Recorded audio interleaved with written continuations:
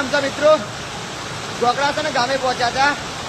બસ camp 1.5 kilometre દૂર હશે અમારાથી, કિલોમીટરથી 1.5 કિલોમીટર. અને વચ્ચે જબરજસ્ત વરસાદ ચાલુ થઈ ગયો હતો. પછી ભગવાન તો જોડે ચાલાતું નહોતું જ, પણ છતાં ભગવાનને કગર્યા, બાબાને કગર્યા કે રોમસા જરા હમું છો.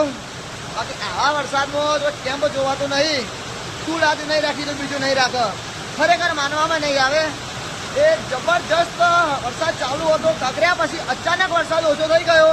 જેવા કેમ્પમાં એન્ટર થયા એના પછીનો બાનો નજારો જોવો.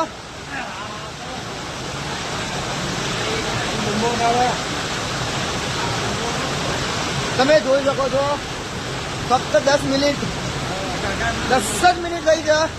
એવું હોય તો આમના પણ પૂછી શકો છો, વરસાદ આવવાનો કેટલો સમય થયો? 10 મિનિટ થઈ જશે, 50 મિનિટ.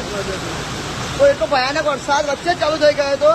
બાબારીને કગર્યા, બાબાએ લમણો અમો વાર્યો અને થોડી વાર માટે વરસાદ અમારા માટે જ ઉભો રાખ્યો. અમે તો એવું જ કહેશું. લો યાર, બાબાની દયા અપરંપાર છે મિત્રો. તો કહો, જય રામસા.